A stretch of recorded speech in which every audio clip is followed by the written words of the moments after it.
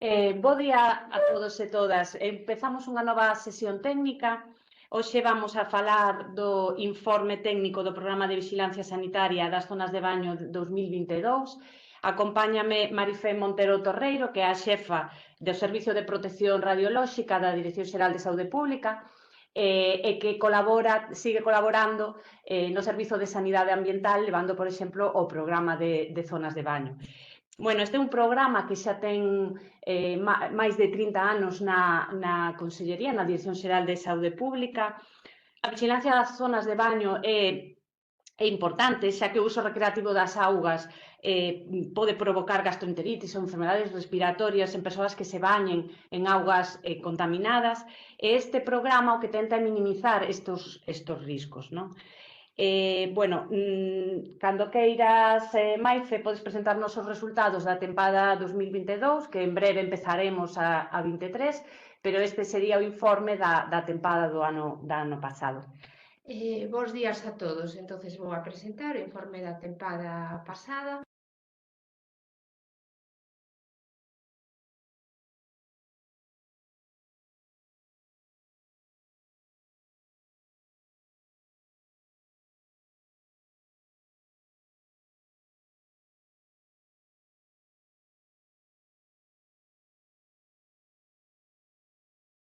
Hola, Maife, no se os escucha.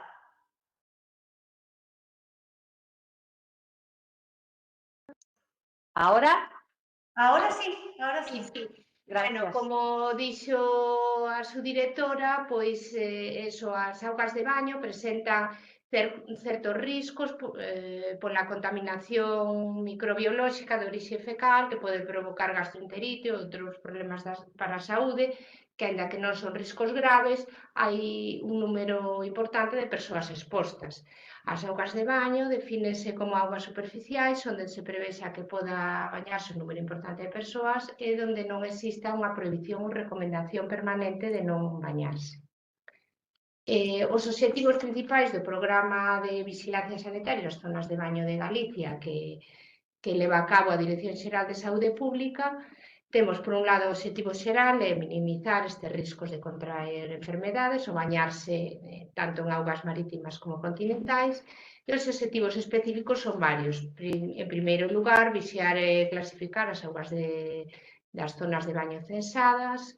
En segundo lugar, identificar as proliferacións de cianobacterias que poden supoñer un risco para a saúde para os bañistas en certas augas de baño continentais, e informar o público se o caso, facilitar información sobre a calidade microbiolóxica das augas durante a tempada de baño, informar as entidades con responsabilidade na súa gestión sobre as condicións de auga de baño. Estas entidades son tanto o Concello onde se ubican as zonas de baño como o organismo de vacía correspondente e, por último, identificar as verteduras que poden supoñer un deterioro da calidade da auga de baño. O marco legislativo deste programa fundamentase na legislación europea, en concreto na Directiva 2006/7 relativa á xestión da calidade das augas de baño. Esta directiva foi transposta á legislación nacional a través do Real Decreto 1341/2007 sobre xestión da calidade das augas de baño. Ademais, tamén se ten en conta unha decisión de execución da Comisión Europea que establece un símbolo para informar ao público da clasificación das augas de baño e de calquera outra prohibición ou recomendación que afecte a este. E, por último, cabe sinalar que o ano pasado saiu unha normativa autonómica, o Decreto 175/2022, sobre vigilancia sanitaria das augas de baño, onde se establece un rexistro galego de augas de baño que consta de 3 seccións. Na sección 1 están incluídas as zonas de baño do Censo Oficial de Zonas de Baño, dependente do Ministerio de Sanidade. Na sección 2 estarían as augas de baño en vigilancia sanitaria, previa a súa inclusión no Censo Oficial, e na sección 3 estarían as praias onde existe unha prohibición permanente do baño. Próximamente, nuns 15 días aproximadamente, publicarase no DOGA unha resolución onde sairá o listado de augas de baño que están incluídas en cada unha destas seccións. No ano 2022 estuveron incluídas no Censo Oficial de Zonas de Baño que aparece no Sistema de Información de Augas de Baño do Ministerio, que se chama NAIADE, un total de 490 zonas de baño, correspondentes a 507 puntos de mostraxe, sitos en 114 concellos. Nesta tempada incluíse unha nova zona de baño no Censo Oficial que foi Correchouso, no concello de Laza, en Ourense. En concreto, houbo 444 puntos de mostraxe marítimos e 63 puntos de mostraxe continentais.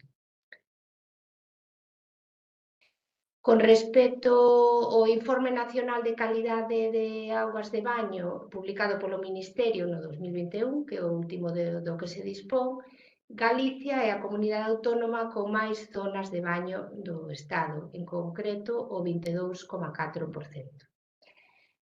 Tanto a nivel de zonas de baño marítimas como continentais, ocupa o primeiro posto. Respecto á Unión Europea, tamén se miramos o último informe publicado do 2021, España ten o 10,3% das zonas de baño da Unión Europea e Galicia o 2,3%. En relación ao cumplimento do programa, os principais indicadores que vigilancia sanitaria dos puntos de mostraxe censados, controles programados e comunicación dos episodios de contaminación, como vemos, o cumplimento foi cercano ao 100% en todos os casos.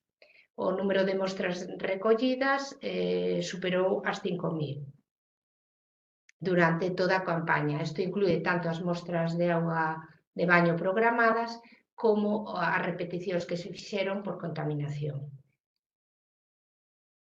A tempada oficial, de forma xeral, é do 1 de xuño ao 30 de setembro, aínda que hai zonas de baño nas que esta tempada é máis reducida. En concreto, as áreas xeográficas de limitación especial, que son as Illas Cíes e as Ons, e en algunhas zonas de baño continentais da provincia de Ourense e Pontevedra. A inspección anual levan a cabo os farmacéuticos inspectores de saúde pública, que comproban a presenza de residuos en auga e en area, a correcta sinalización das zonas de baño, así como a posible presencia de vertidos ou de cianobacterias, se é o caso. As mostraxes levanse a cabo a empresa pública Trasatec e fanse 10 mostraxes durante cada tempada, unha de forma previa ao inicio da tempada e 9 durante a tempada. Por último, as análise das mostras faina o Laboratorio de Saúde Pública de Galicia, o que fai un análise microbiolóxico dos parámetros enterococos intestinais e Escherichia coli. Considérase que unha auga de baño está contaminada cando o resultado de coli é maior de 800 e ou enterococos maior de 500. As actuacións neste caso é comunicación inmediata ao Concello para que sinalice a zona de baño cun cartel similar ao que aparece aquí e ao organismo de vacía para que se tomen as medidas correspondientes. Ademais, faise unha repetición da amostraxe o antes posible para facer o seguimento desta contaminación. Por outra banda, tamén é moi importante facer unha información durante toda a tempada de baño á cidadanía. Esta faise a través do mapa e da página web da Dirección Xeral de Saúde Pública, un mapa como o que vemos nesta diapositiva. Ao finalizar da tempada de baño, os resultados da clasificación sanitaria reflexanse tanto no mapa como na página web e os resultados de todos os controis introdúcense no Sistema de Información Nacional de Augas de Baño na página web da Dirección Xeral de Saúde Pública.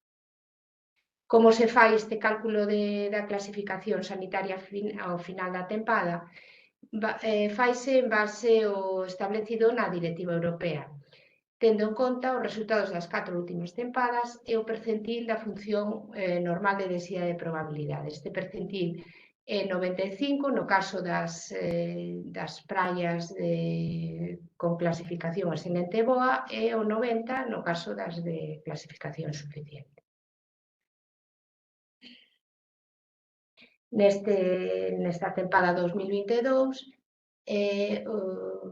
o 97,6% das zonas de baño do censo tiveron clasificación boa ou excelente. En concreto, temos que excelente foron o 91,1%, 6,5% foron boas, 0,6% suficientes, 1,4% insuficientes e 0,4% sen cualificar. Estas dúas últimas foron dúas praias que, a pesar de estar no censo, non se puido realizar as mostraxes por ter o acceso, o sea, non ter un bo acceso.